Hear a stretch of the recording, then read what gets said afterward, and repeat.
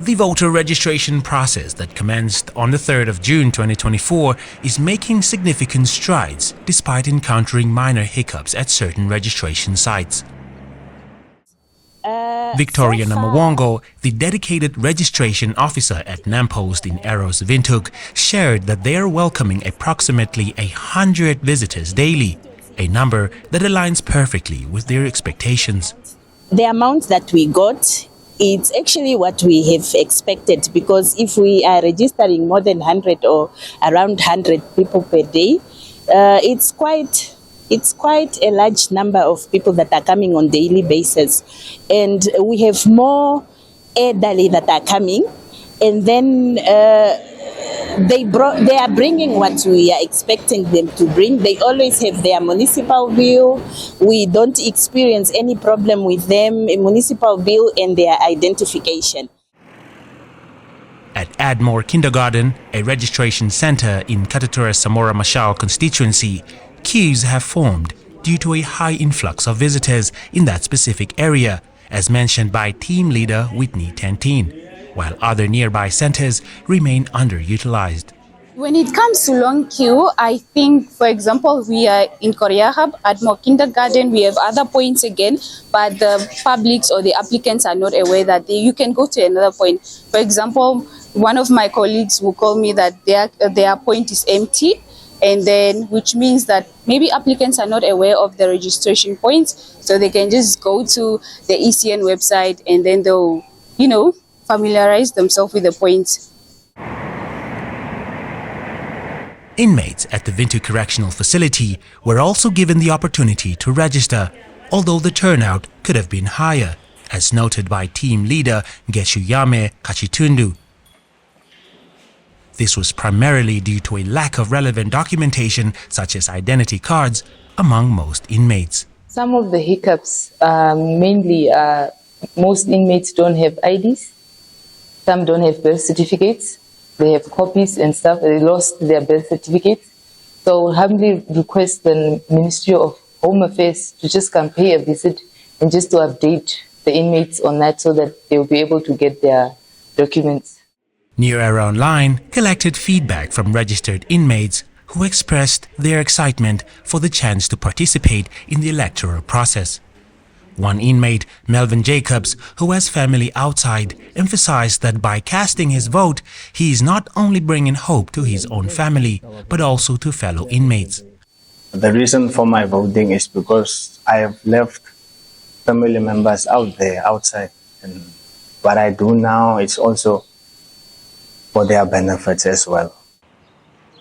Another inmate, Robert Efenge Ferestines, conveyed his gratitude for the opportunity to become a registered voter. I feel like by voting, it's the only way of expressing my freedom as a Namibian. So, and I'm like expecting changes as time goes on. So, in order for one to get changes is by choosing the right, by voting and making the right choice when it comes to voting. When asked about their aspirations for change, the inmates had this to say. The education. As a father and as a family man, what I want to see is actually better education for our youth, because they are the tomorrow's leaders. And secondly, I'll touch a bit on the health matters, actually the hospitals and so clinics. I'm more concerned about land, because it has been years and years as Namibians, they are demanding to get land. So I would say I would like to see some changes as time goes on. The involvement of inmates in the voter registration process highlights their understanding of the significance of voting, indicating their access to information even during incarceration. Senior Correctional Officer and Public Relations Officer Obed Melissa elaborated on the avenues through which inmates can obtain information.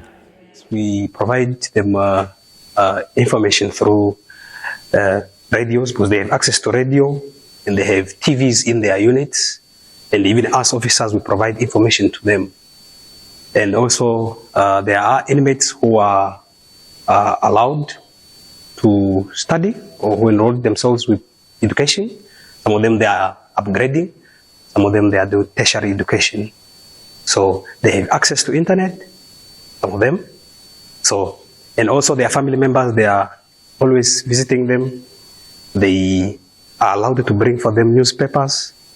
And in our setup, we have a library, which is availed for them for information. If there is any information they want in such regard, they would be allowed to use the library. As the voter registration process unfolds in Windhoek, optimism abounds among many. Yet, skepticism lingers for some. I didn't register yet because my last time I voted was 5 years ago at this very same spot.